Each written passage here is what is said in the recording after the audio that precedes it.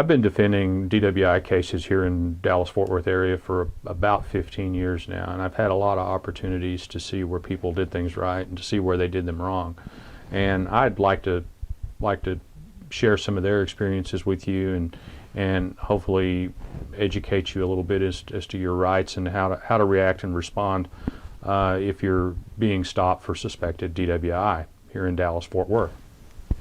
Understand that a police DWI investigation usually has begun some period of time before the driver was even aware of it. Either there's been a 911 call, somebody's reported they didn't like the way you were driving, or the police have observed some sort of errant driving pattern on their own, and they're now observing the way you're driving. They're following along behind you, and they're videotaping this entire encounter.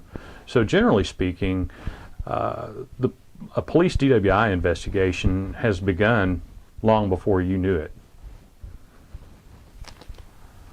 There's 3 rules I tell everybody to follow if they expect to try to survive a DWI arrest and prosecution. Rule number 1, say as little as possible. Rule number 2, do as little as possible. And rule number 3, be as polite as possible. Please understand that everything you say and do over here on the side of the road is being videotape recorded from a camera mounted on the dashboard of that police officer's car. He has a hidden microphone on him, and everything you say is being recorded. I've seen people that showed no outward signs of intoxication other than belligerence, and they've been convicted by a jury. I don't advocate anybody driving while intoxicated. I think it's dangerous. I think drunk drivers shouldn't be on the road.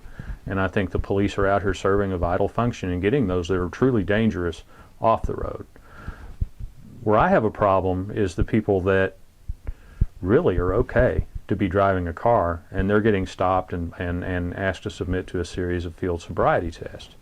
That unfortunately they make the statement, I can't do this sober, and the jury construes that to mean them saying they're drunk. But the truth is, a lot of these tests that people are asked to do on the side of the road can't be done by a sober person without some level of prior notice and an opportunity to practice these skills. Even the police are given the opportunity to practice these skills and learn them and develop them and hone them and refine them before they're asking people to perform them the very first time they've ever heard them perfectly out on the side of the road.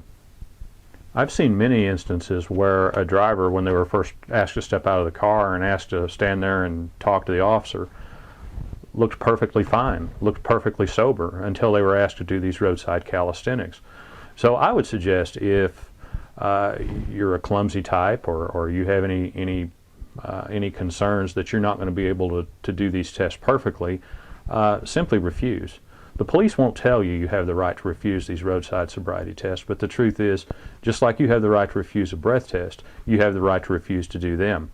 They'll generally start by asking you to stand somewhere, and usually they start off checking your eyes. They'll hold up a flashlight in your eyes and start tracking a pin, back and forth in front of you, asking you to follow that with your eyes. You don't have to do this. You don't have to do any of these tests. You don't have to do anything but stand there if an officer pulls you over. Breath testing measurement devices are inherently unreliable.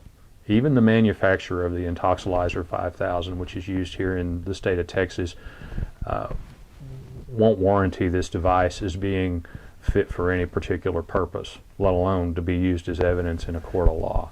In theory, a breath testing device works by the lungs filtering impurities out of the blood and the impurities that are caught by the lungs being expelled back out through an individual's mouth.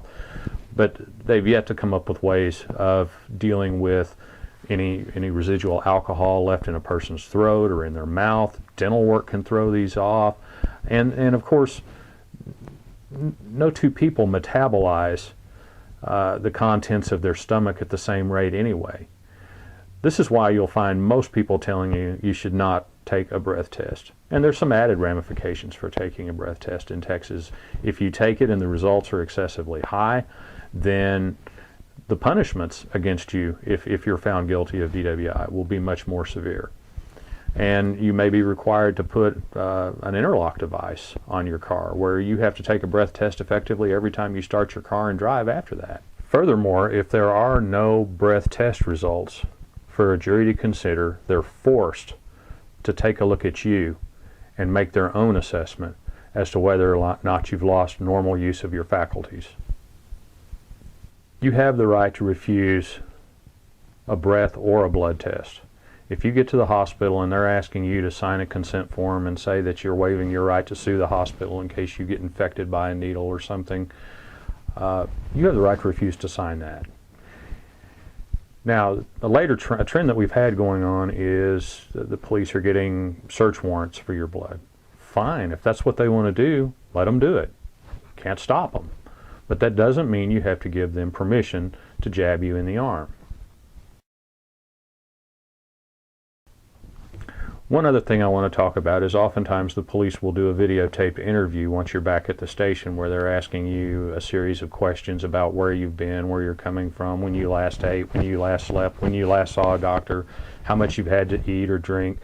And again, answers to these questions are really none of their business.